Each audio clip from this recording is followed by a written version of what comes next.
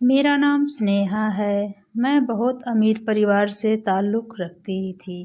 मैं 4 भाइयों की इकलौती बहन थी। मेरे माता-पिता तो काफ़ी सालों पहले ही गुज़र गए थे, लेकिन मेरे चारों भाइयों ने मुझे माता-पिता दोनों का प्यार दिया था। मेरे मेरे भाइयों ने मुझे बहुत लाड प्यार से पाला था कि कभी मुझे किसी भी चीज़ की कमी नहीं होने देते थे। मैं जिस चीज़ की मांग करती थी वह वक्त से पहले मेरे पास मौजूद हो जाती थी। मैं गांव में रहने वाली मासूम सी लड़की थी।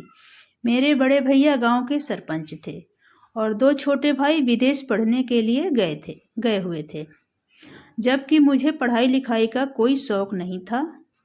मेरे भैया गांव में ही डॉक्टर थे। मेरी ज़िंदगी बहुत अच्छी और खुशी खुशी गुजर रही थी। एक दिन मैंने अपने भैया से स्मार्टफोन की मांग की। अक्सर मैं लोगों को देखा करती थी, आजकल सभी के पास मोबाइल है। लड़का हो या लड़की, सब मोबाइल का इस्तेमाल कर रहे हैं। लोगों को देखकर मुझे भी मोबाइल चलाने का शौक़ हुआ, तो भैया ने मुझे स्मार्टफोन दिलवा दिया और नया मोबाइल देखकर मैं बहुत ही ज़्यादा खुश हुई थी और मैंने सोशल मीडिया पर अपना अकाउंट बना लिया था। मैंने अपनी अच्छी अच्छी फ़ोटो क्लिक किया करती थी और बहुत ज़्यादा खूबसूरत थी। जब मैंने सोशल मीडिया पर अपना फ़ोटो अपलोड किया तो बहुत सारे कमेंट और लाइक आने लगे थे। लोग मुझे बहुत ज़्यादा पसंद करने लगे थे। एक दिन सोशल मीडिया पर मेरी बात एक अभिषेक नाम के लड़के से हुई। वह लड़का बहुत ज़्यादा समझदार था। उसने मुझे समझाया कि तुम अपने फ़ोटो सोशल मीडिया पर अपलोड मत किया करो। लोग लड़कियों के फ़ोटोज़ का गलत फ़ायदा उठा लेते हैं। तभी मैंने अपने सारे फ़ोटो सोशल मीडिया से डिलीट कर दिए। धीरे धीरे मेरी दोस्ती अभिषेक से बढ़ने लगी और हम दोनों की दोस्ती देखते ही देखते प्यार में बदल गई। हमें पता ही नहीं चला। मैं रोज़ाना अभिषेक से फ़ोन पर किया करती थी और मेरी अभिषेक से चैटिंग भी होती थी। गांव में रहने वाली लड़की थी और अभिषेक शहर में रहने वाला लड़का था। अभिषेक मुझे बहुत प्यार करने लगा था। मैं भी अभिषेक से बहुत ज़्यादा प्यार करने लगी थी। हम दोनों एक दूसरे के प्यार में खोते चले जा रहे थे। एक दिन मुझे पता चला कि मेरे भैया ने गांव के ही एक वकील के साथ मेरी रिश्ता तय कर दिया है, लेकिन मैं तो अभिषेक से प्यार करती थी। फिर मैंने किसी और से शादी करने का कैसे सोच सकती थी। मैंने अपने भाभी को अपने बारे में बता दिया था और यह भी बता दिया कि मेरी बातचीत अभिषेक से किस तरह से शुरू हुई थी। भाभी ने जब भैया को यह बताया कि स्नेहा किसी लड़के से प्यार करती है और उस लड़के से बातचीत सोशल मीडिया पर हुई, तो भैया ने मेरे हाथ से मोबाइल छीन लिया। उसका कहना था कि इस लड़के से बातचीत करना बंद कर दो, लोगों की बातों में नहीं आते, ऐसे लोग हमेशा धोखा देते हैं। सोशल मीडिया पर रहने वाले ज़्यादातर लड़के और लड़कियों अपने प्यार के जाल में फंसा लेते हैं, उन्हें धोखा देते हैं। लेकिन अभिषेक ऐसा लड़का नहीं था। भैया ने मेरी एक न सुनी। भैया चाहते थे कि मैं अभिषेक को भूल जाऊं, लेकिन ऐसा नहीं कर सकती थी। जब मैंने इस बारे में अभिषेक को बताया तो उसने मुझसे कहा कि तुम घर से भाग जाओ, मैं तुम्हें किसी और का होता हुआ नहीं देख सकता। भैया ने मुझे बहुत समझाने की कोशिश की, लेकिन मैंने भैया की एक न सुनी और एक दिन रात के अंधेरे में अपने घर से भाग गई। चोरी चुपके जब रात के अंधेरे में मैं अपने घर से भागी तो कोई भी मुझे देख नहीं पाया था और अभिषेक के बताए हुए पते पर चली गई। जब पहली बार मेरी मुलाकात अभिषेक से हुई तो बहुत ज़्यादा खुश हो गई थी, क्योंकि मैंने पहली बार अभिषेक को देखा था। अभिषेक भी मुझे देखते ही बहुत खुश हो गया था। अभिषेक के परिवार में कोई नहीं था और जिस शहर में अभिषेक रहता था उसने मुझे भी अपने साथ वहीं पर रख लिया था। अभिषेक किराए के मकान में रहता था। हम दोनों कोर्ट मैरिज कर ली थी। उसके बाद हम दोनों पति पत्नी बन गए थे। हमारी ज़िंदगी बहुत अच्छे से गुजर रही थी। अभिषेक बहुत मेहनती लड़का था। वह अपना काम बहुत मेहनत से करता था। अभिषेक के साथ ज़िंदगी गुजार कर मैं बहुत खुश थी। मैं अपने घर से भागकर आई थी। ज़रूर मेरे भैया ने मुझे ढूंढने की कोशिश की होगी, लेकिन मुझे उससे कोई फ़र्क नहीं पड़ता। अपने पति के साथ बहुत ज़्यादा खुश थी। अगर मैं अपना घर छोड़कर नहीं आती तो मेरे भैया मेरी शादी कहीं और करवा देते, और अभिषेक से अलग होने नहीं चाहती थी। मुझे अभिषेक से इतना प्यार हो गया था कि मैं अभिषेक से प्यार में दीवानी हो गई थी। अभिषेक मेरी छोटी से छोटी ज़रूरतों को पूरा किया करते थे। उनको एहसास था कि उनकी खातिर अपना सब कुछ छोड़कर आई हूँ। अपनी ज़िंदगी का यह फैसला करके मैं कभी भी पछताई नहीं थी। एक दिन मेरे साथ ऐसा हुआ जो शायद कभी सोच नहीं सकती थी। मेरी खुशियों को अचानक किसी की नज़र लग गई। एक दिन मेरे पास फ़ोन आया कि आपके पति का एक्सीडेंट हो गया है। मेरे तो पैरों तले ज़मीन निकल गई थी। मैं भागते हुए अस्पताल गई तो मैंने देखा कि मेरे पति ने मौत को गले लगा लिया था। मेरे पति की जान चली गई थी। इसका मतलब मेरी तो सारी ज़िंदगी उजड़ गई थी। लेकिन जिसके खातिर मैं गांव से शहर आई थी, आज वही मुझे छोड़कर अकेला चला गया था। रो रो कर मेरा बुरा हाल हो गया था। मैंने अपने पति का अंतिम संस्कार किया। मेरे पति इस दुनिया में कोई नहीं था, और अब तो मेरा इस दुनिया में भी मेरे पति के अलावा कोई नहीं था, और वह भी अब मुझे छोड़कर चले गए थे। अब मैं बिल्कुल अकेली रह गई थी। मैं तो ज़्यादा पढ़ी लिखी नहीं थी, और मैंने सोचा भी नहीं था कि मेरे साथ ऐसा भी हो सकता है।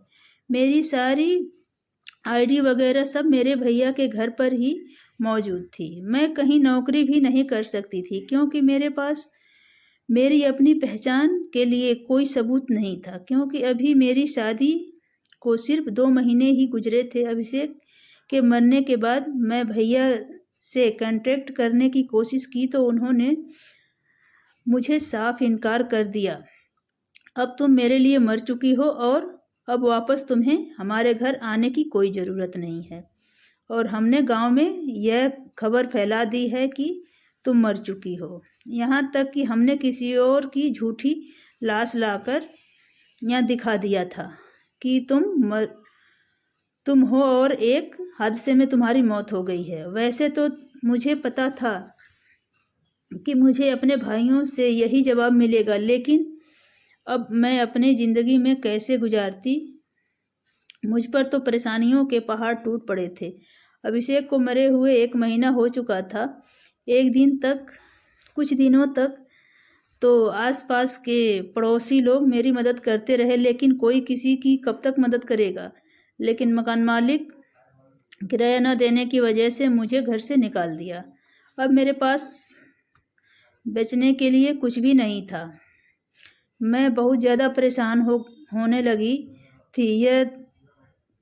यहाँ तक कि मेरी ज़िंदगी इतने बुरे दिन आ गए थे कि मैंने सड़कों पर भीख मांगना शुरू कर दिया था। कोई मुझे खाना दे दिया करता था तो मैं खा लिया करती थी, वरना भूखी फिरती थी। मेरी तो ज़िंदगी और भी बदतर होती चली जा रही थी। मैं सड़क के किनारे बैठी हुई भीख मांग रही थी। मेरे पास रहने के लिए कोई ठिकाना नहीं था, इसलिए मैं सड़कों के किनारे बैठे अपना दिन और रात गुजार दिया करती थी। उसी दिन एक आदमी ने मुझे भीख दी, और मैं भूख के मारे मरने वाली थी। मैंने उस आदमी के पैर पकड़ लिए। मैं कहने लगी कि साहब, मैं 2 दिन से कुछ नहीं खाया है, प्लीज़ मुझे कुछ खाने के लिए दे दो। मैं बहुत ज़्यादा परेशान हूँ। मेरे पास रहने के लिए भी कोई ठिकाना नहीं है। जहाँ मैं रहती थी वहाँ से मकान मालिक ने मुझे घर से निकाल दिया है। मैं किराए के घर में गुजारा करती थी। अब तो वह घर भी रूखी सूखी ख़त्म हो गई, इसलिए मैं सड़कों के किनारे भीख मांगना शुरू कर दिया है। प्लीज़ साहब, मुझे कुछ खाने के लिए दे दो, वरना मैं भूखी मर जाऊंगी। वह आदमी मुझसे कहने लगा, तुम मेरे घर चल सकती हो। यह सुनकर तो तुम्हें हैरान रह गई। उसने मुझसे कहा कि मेरी मजबूरी है, मेरी पत्नी मर चुकी है, मैं चाहता हूँ कि तुम मेरे बच्चे की परवरिश करो। मेरे पास एक बेटा है जिसकी उम्र 4 साल है। अगर तुम उसकी परवरिश कर सकती हो तो मैं तुम्हें घर में खाने पीने के लिए सब कुछ दे दूंगा। मैं तुम्हारी ज़िंदगी भी संवर जाएगी। वैसे भी मेरी ज़िंदगी बहुत ज़्यादा खराब हो गई थी। मेरे पास रहने के लिए कोई ठिकाना नहीं था। मकान मालिक मुझे घर से पहले निकाल दिया था और अब मैं दर दर की ठोकरें खा रही थी। कोई मुझे खाना खिला देता तो मैं खा लेती थी, अगर कोई मुझे खाना नहीं देता तो मैं भूखी पड़ी रहती थी। यही सब सोचते हुए उस आदमी के साथ जाने के लिए मैं तैयार हो गई।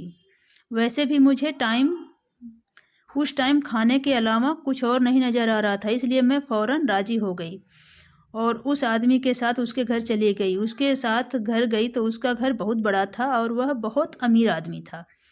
उसके घर में उसके अलावा कोई नहीं था, सिर्फ एक छोटा सा बच्चा था जिसकी उम्र 4 साल थी। वह आदमी मुझे खाना खिलाया और कहने लगा, आराम से भरपेट तुम खाना खा लो। पहले तो मैं पेट भर के खाना खाया। उस आदमी को भी मुझे देखकर ऐसा एहसास हो गया था कि मैं बहुत ज़्यादा भूखी हूँ, इसलिए उसने मुझसे कोई सवाल नहीं किया था। खाना खाने के बाद उसने मुझसे पूछा कि अब तुम बताओ, तुम कौन हो? अपने बारे में मुझे सब कुछ बताओ। मेरी आंखों के सामने मेरा बीता हुआ कल घूमता नजर आ रहा था। मैं सोच रही थी कि किस तरह से इस आदमी को बीते हुए कल के बारे में बताऊं। मैं कैसे बताऊं कि मैं कौन हूं? लेकिन तुम मुझे अपने बारे में बता दोगी तो मैं तुम्हारे रहने का बंदोबस्त भी कर दूंगा।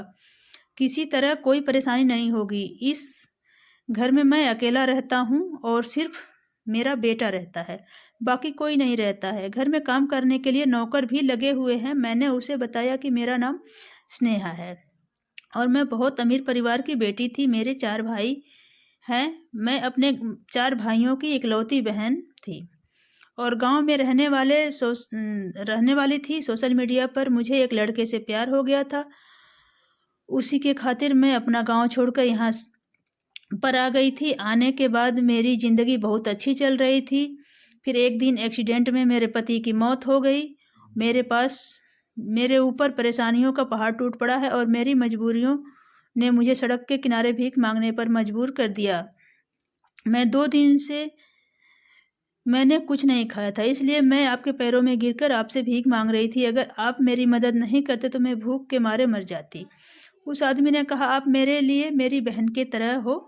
आप मेरे घर में आराम से रह सकती हो, लेकिन आपको इसके बदले मेरे बेटे की अच्छी तरह से परवरिश करनी होगी। आपको खुश कर दूंगा। मेरी पत्नी मर चुकी है, इसलिए मेरे बेटे की परवरिश नहीं हो पा रही है। एक दिन ऐसी लड़की की ज़रूरत है, मुझे ऐसी लड़की की ज़रूरत है जो मेरे बेटे की माँ बनकर पाल सके। उन्होंने मुझे अपने बेटे से मिलवाया और कहने लगे, यह मेरा बेटा है, इसका नाम वंश है। इसके पैदा होने के बाद ही इसकी माँ इसको छोड़कर चली गई थी। मैंने उस आदमी के बेटे को गोद में लिया और प्यार करने लगी। कहने लगी कि आज अगर मेरा बेटा होता तो वह भी इसके ही जैसा होता। शादी के 1 महीने बाद ही मैं प्रेग्नेंट हो गई थी, लेकिन मेरा मिसकैरेज हो गया था। इस वजह से मैं अपने बच्चा को खो दिया।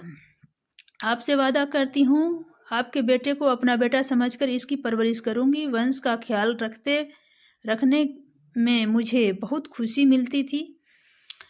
मेरी जिम्मेदारी सिर्फ इतनी थी कि मुझे वंश का ख्याल रखना था, टाइम से उसको खाना खिलाना, टाइम से उसको सुलाना और उसके कपड़े वगैरह चेंज करना। बाकी घर के काम जो है सारे नौकरानियां मौजूद थीं। एक दिन मैं सुबह उठी तो मैंने देखा वंश बिस्तर से गायब था। मैं उठकर बाहर आई और फिर साहब से पूछा कि साहब वंश कहाँ है? वह अपने बिस्तर पर नहीं है। साहब ने मुझे बताया कि शाम तक वह वापस आ जाएगा। मैंने साहब से कई बार पूछा कि आखिर वह कहाँ गया और शाम तक वह कहाँ रहेगा, लेकिन उन्होंने मुझे कुछ भी नहीं बताया। वह घर के मालिक थे, इसलिए मैं ज़्यादा उनसे भी जिद नहीं कर सकती थी, क्योंकि अगर वह मुझे घर से निकाल देते तो मैं फिर कहाँ जाती। रोज शाम के टाइम वंश घर आ जाता था और रात को जब मैं उसे सुलाकर कर दिया करती थी तो वह सुबह देखी तो वंश अपने बिस्तर से गायब होता था। लेकिन शाम को वह आ जाता था जब मैं साहब से लेकिन शाम को वह आ जाता था।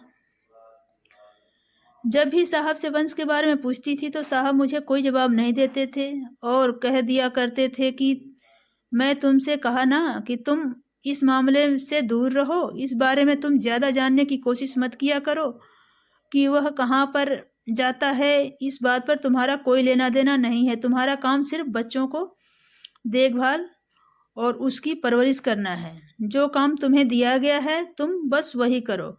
उसके बाद मैंने उसके कुछ भी पूछना छोड़ दिया।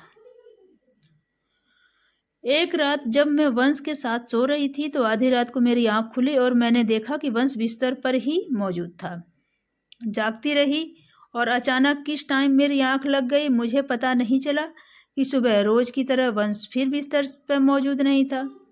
मैं उठकर बाहर आ गई और बाहर आकर देखा तो साहब बैठे हुए थे। साहब मेरी तरफ पीठ किए हुए बैठे थे। मैंने दबे पैर बाहर आई, इसलिए साहब को मेरे कदमों की आवाज़ भी नहीं आई थी। साहब अपना फ़ोन चला रहे थे, फ़ोन चलाने में बिजी थे और उनका हुलिया देखकर हैरान रह गई थी। वापस अपने कमरे में चली गई। इससे पहले मैंने कभी सोचा भी नहीं था कि साहब आखिर क्या करते थे और क्या काम है। मुझे सिर्फ अपने काम करने से ही मतलब था। मुझे तो इस घर में हर चीज़ मिल रही थी, इसलिए मैंने ज़्यादा इस बारे में सोचा ही नहीं था। लेकिन एक दिन मैं वहाँ पर काम करने वाली नौकरानी से साहब के बारे में पूछना शुरू किया। उसने उनसे पूछा तो वहाँ की एक नौकरानी ने मुझे बताया कि साहब पुलिस इंस्पेक्टर हैं। यह सुनकर मैं हैरान रह गई थी कि एक पुलिस वाले के घर में मैं रह रही हूँ। मैंने सोचा कि तभी उन्होंने मेरी मदद की होगी।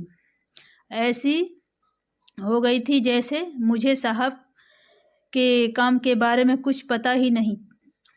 यह बात मैंने साहब को जाहिर नहीं होने दी। अगर उन्हें पता चल जाता कि उनके बारे में सब कुछ जान गई हूँ तो जाने वह मेरे साथ क्या करते, इसलिए मैं खामोश हो गई थी। एक दिन मैंने साहब के टेबल पर रखी हुई फाइल देखी। उस फाइल को उठाकर अंदर कमरे में रखने जा रही थी कि अचानक वो फाइल मेरे हाथ से गिर गई और उसमें से बहुत सारे पेपर्स ज़मीन पर गिर गए हैं।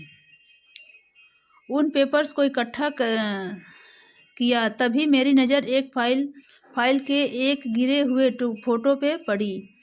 वह फ़ोटो देखी तो मैं देखते ही पैरों तले ज़मीन खिसक गई कि वह फ़ोटो किसी और का नहीं बल्कि मेरे पति का था। यह देखकर मैं हैरान रह गई थी कि मेरे पति की तस्वीर आखिर यहाँ क्या कर रही है। मैंने सोचा कि अगर साहब को पता चल गया कि मैं यह फ़ोटो देख ली है या फिर पता चल गया कि फ़ोटो वाले आदमी की है वो मैं उसकी पत्नी हूँ तो वह मुझे नहीं छोड़ेंगे। इस टाइम डर की वजह से जल्दी सारी चीज़ एक साथ इकट्ठी की और उस फाइल में तैयार कर के साहब के कमरे में रख दी। वापस आ गई, लेकिन अब मुझे डर लगने लगा था और सबसे बड़ी फिक्र इस बात की थी कि यह मुझे अपनी जान का खतरा हो गया था और इसके बावजूद भी मैं यहाँ से जा नहीं सकती थी क्योंकि इस घर के अलावा मेरा कोई और ठिकाना नहीं था और मुझे इस बच्चे से प्यार हो गया था। ऐसा लगता था जैसे ये बच्चा मेरा ही है।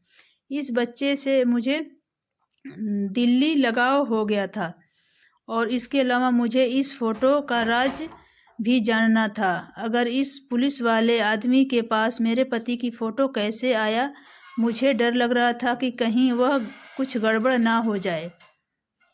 कहीं ऐसा ना हो कि मेरे भाइयों ने अभिषेक को ढूंढने के लिए पुलिस वाले से रिपोर्ट लिखवाई हो। लेकिन मेरे भाइयों ने तो अभिषेक को देखा ही नहीं था।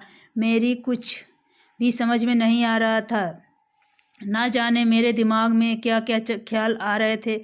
उस आदमी से पूछने की तो मेरे अंदर से हिम्मत नहीं थी। मुझे यहाँ पर रहते हुए 4 महीने हो गए थे। उस बच्चे ने मुझे मम्मी कहना शुरू कर दिया था। मैंने उसे बहुत मना किया कि वह मम्मी ना कहा करे, लेकिन फिर भी वह मुझे मम्मी कहता था। साहब को भी कोई ऐतराज़ नहीं था। मुझे भी बच्चे से बहुत ज़्यादा प्यार हो गया था। उसके बाद भी 2-3 बार ऐसा ही हुआ कि रात को मेरी आँख खुलती तो वंश बिस्तर पे ही होता था, लेकिन सुबह उठती तो वंश बिस्तर से गायब होता था। जो तस्वीर मैंने उस फाइल में देखी थी, क्या वह एक सपना था? लेकिन वह गलत नहीं था। मेरे पति की तस्वीर यहाँ होना वाकई हैरत की बात थी। मुझे साहब ने मोबाइल दिया था और कहा था कि अगर तुम्हें किसी से बात करने की ज़रूरत पड़े तो तुम मुझसे बात कर सकती हो। एक दिन मेरे मोबाइल पर किसी का फ़ोन आया। मैं काम में बिजी थी, इस वजह से कॉल उठा नहीं पाई, क्योंकि मेरा फ़ोन कमरे में पड़ा हुआ था। जब मैं बाहर आई तो मैंने अपना फ़ोन हाथ में लिया तो मोबाइल पे किसी नंबर से कॉल आई हुई थी। मैंने ज़्यादा ध्यान नहीं दिया, लेकिन कुछ देर बाद उस नंबर से मैसेज आया जिसमें मेरा नाम लिखा हुआ था कि स्नेहा तुम कैसी हो। मुझे बड़ी हैरत हुई, आखिर कौन है जो मुझे मेरे नाम से जानता है। मुझे लगा कि शायद यहाँ की नौकरानियों में से कोई मेरे साथ मजाक कर रही हो, इसलिए मैंने उसका मैसेज रिप्लाई नहीं किया। उसके बाद कोई मैसेज नहीं आया। मैं बेफिक्र हो गई। फिर हर रात इस नंबर से मैसेज आने लगा। तरह तरह की बातें होती थीं। कभी पुरानी ज़िंदगी के बारे में कोई बात होती थी, तो कभी मेरे भाइयों के बारे में कोई बात होती थी, तो कभी मेरे पति के बारे में कोई बात। तो ऐसा इंसान था जिसे मेरे बारे में सब कुछ पता था, और जो मुझे मैसेज करता था।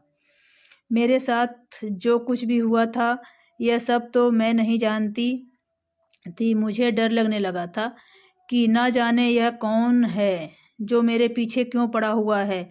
मैं यह बात किसी को भी नहीं बता सकती थी।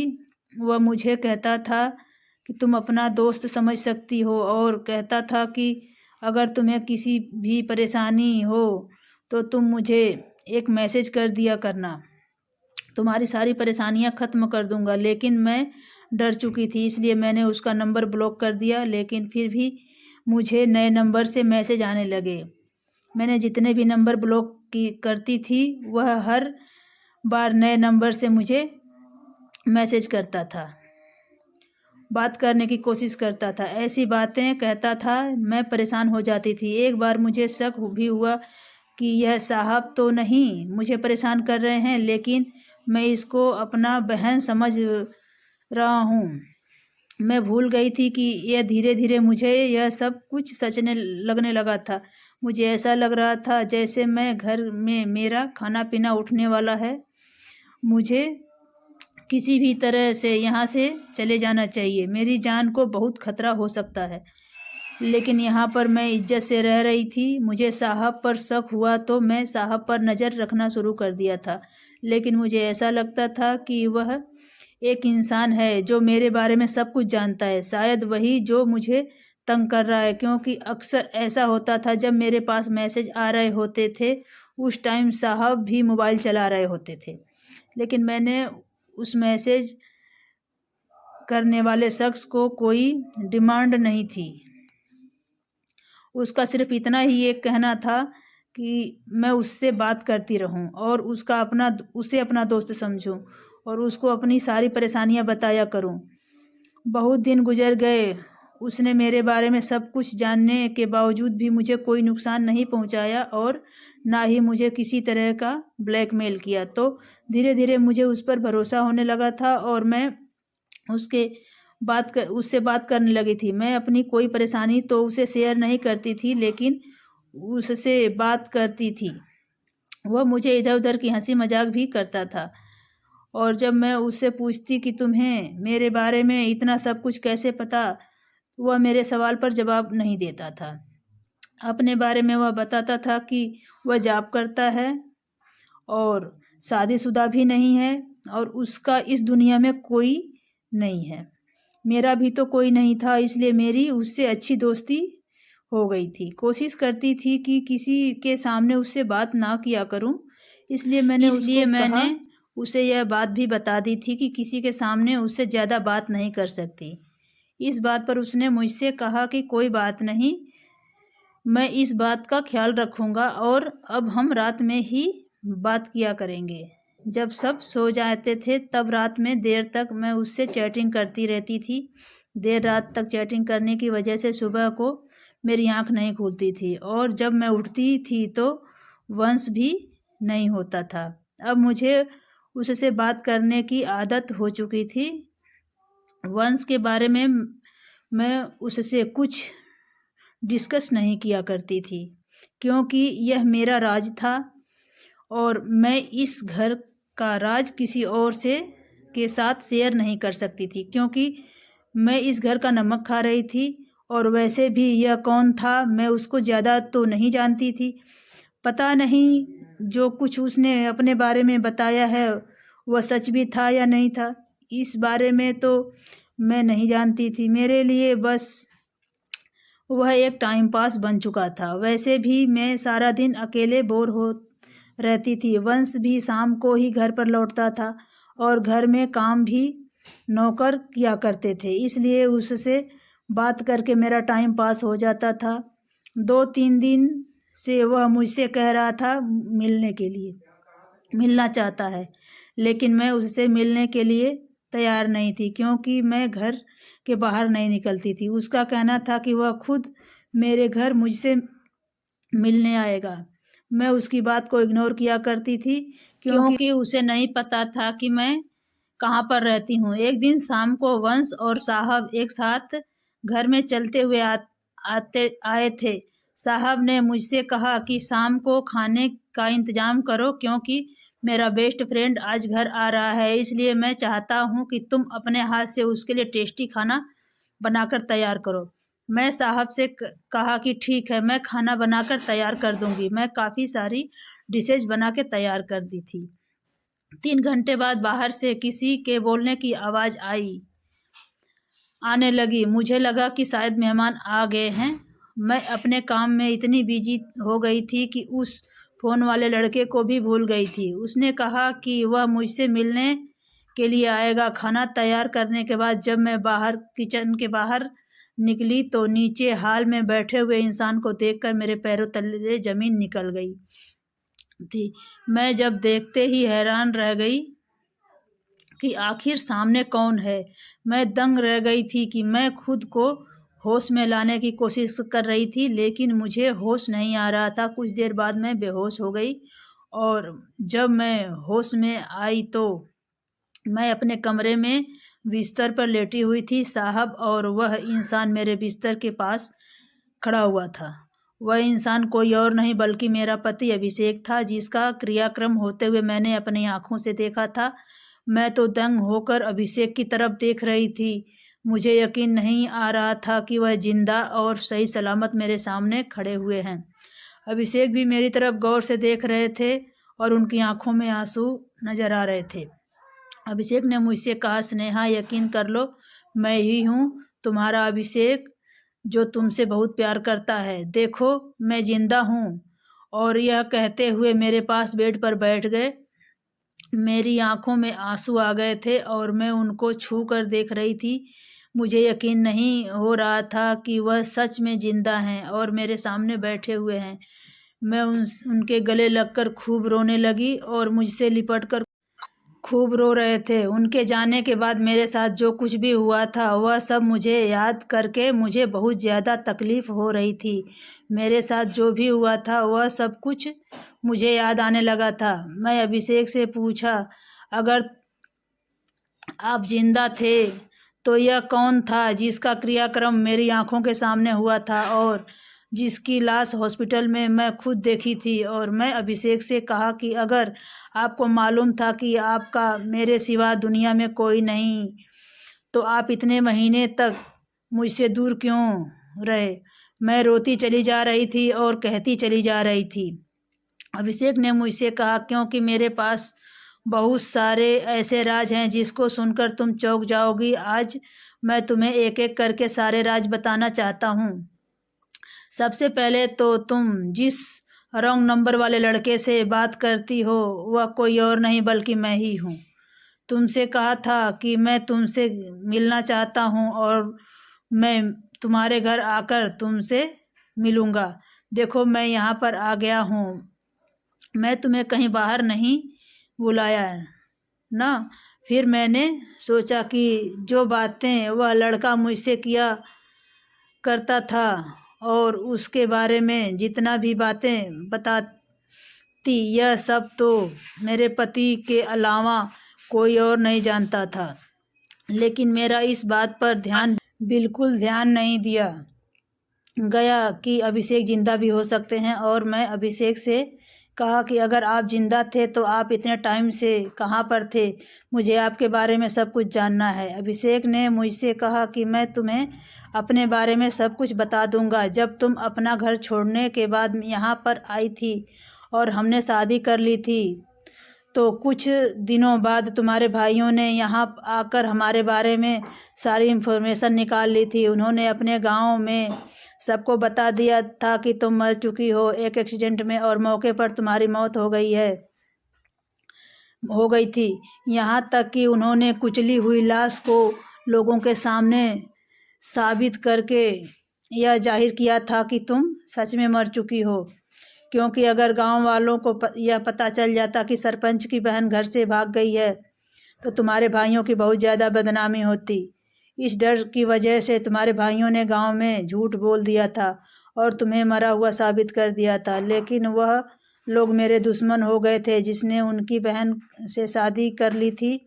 इस टाइम मुझे पता चला कि तुम माँ बनने वाली हो। मैं तुम्हें बहाने से डॉक्टर के पास लेकर गया और डॉक्टर से तुम्हें मिसकैरेज की दवाई खिला दी, क्योंकि मेरी जान मुसीबत में आ गई थी। मैं नहीं चाहता था कि तुम छोटे बच्चे के साथ दर दर की ठोकरें खाती फिरो, क्योंकि मैं तुम्हें छोड़कर जाने वाला था। मुझे पता चल गया था कि तुम्हारे भाई मुझे जगह जगह ढूंढ रहे हैं। तुम्हारे भाइयों ने मुझे बार बार नौकरी से निकलवाना शुरू कर दिया और मैं जगह जगह तुम्हारे भाइयों की वजह से एक दिन तुम्हारे भाई ने मेरे मोबाइल नंबर के बारे में पता लगा लिया। उन्होंने मुझे फ़ोन किया और करके उन्होंने मुझसे मारने की धमकी दी और कहने लगे कि मेरे साथ साथ तुम्हारी भी जान ले लेंगे। इसलिए मैं तुम्हें वहाँ से छोड़कर चला गया था, क्योंकि वह लोग मेरे पीछे पड़े हुए थे। मैं नहीं चाहता कि मेरी जान के साथ साथ तुम्हारी जान भी खतरे में हो। अगर वह लोग मुझे ढूंढ लेते तो वह मुझे मार देते, लेकिन अगर मेरे साथ वह तुम्हें भी ढूंढ लेते तो तुम भी मारी जाती। मैं नहीं चाहता था कि वह लोग तुम्हें मार दें। एक दिन मैं रास्ते से जा रहा था, तभी अचानक एक कार ने मुझे मारने की कोशिश की, लेकिन मेरी किस्मत अच्छी थी कि मैं उस एक्सीडेंट से बच गया। मेरे कार के सामने आने से पहले ही कोई दूसरा आदमी उस कार के सामने आ गया। आदमी का एक्सीडेंट हो गया और उसकी जान चली गई। तभी मौके पर मैं वहाँ से भाग निकला और तुम्हारे भैया जानबूझकर मुझे मारना चाहते थे। उसके बाद भी तुम्हारे भैया का मेरे पास फ़ोन आया और कहने लगे अगर तुम बच गए हो तो यह मत सोचना कि तुम हर बार बच जाओगे। जब तक मैं तुम्हें मार नहीं देता तब तक हम सुकून से नहीं बैठेंगे। तुम्हारे परिवार वाले मेरी जान के दुश्मन बन गए थे। मेरे साथ पहले जो कुछ भी हुआ था, मुझे नौकरी से निकलवाया गया था और भी बहुत कुछ हुआ। तब तक तो मुझे पता नहीं था कि वह तुम्हारे भाई हैं, लेकिन जब मेरे पास धमकी भरे फ़ोन आने लगे और कहा गया कि हम तुम्हारी जान लेना चाहते हैं, तब मैं समझ गया कि यह तुम्हारे भाई ही हैं।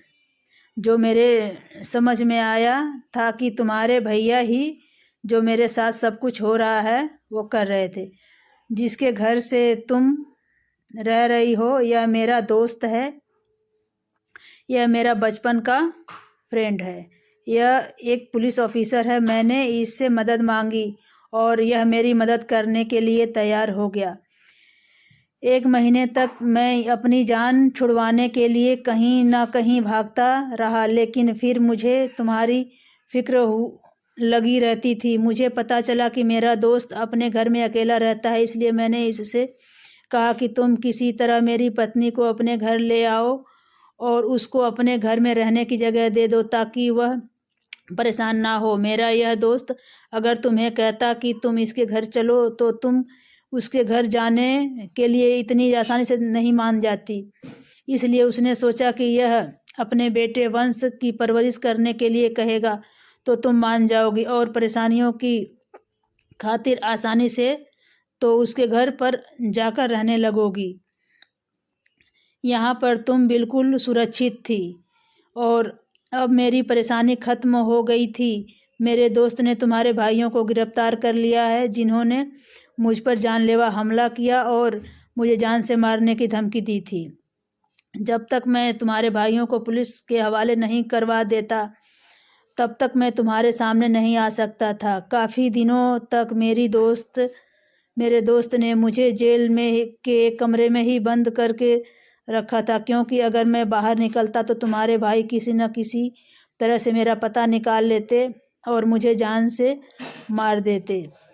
मेरे दोस्त ने जेल में मेरा बहुत ख्याल रखा और जब तक मेरे दोस्त ने तुम्हारे भाइयों को नहीं ढूंढ निकाला तब तक उसने मुझे भी जेल से बाहर नहीं किया, क्योंकि मेरे लिए जेल ही एक ऐसी जगह थी जहां मैं बिल्कुल महफूज था। अब तुम्हारे भाइयों को जेल हो गई है और मैं तुम्हारे सामने आ गया हूँ। यह सब कुछ तुम्हारे भाइयों ने इसलिए किया था ताकि तुमने जो कदम उठाया था, लेकिन मेरी किस्मत अच्छी थी कि मेरे दोस्त ने मुझे अपने पुलिस स्टेशन में ही जगह दे दी। मैंने अभिषेक से कहा कि एक सवाल मेरे दिमाग में अभी भी घूम रहा है, आखिर वंश सुबह होते ही कहाँ चला जाता था।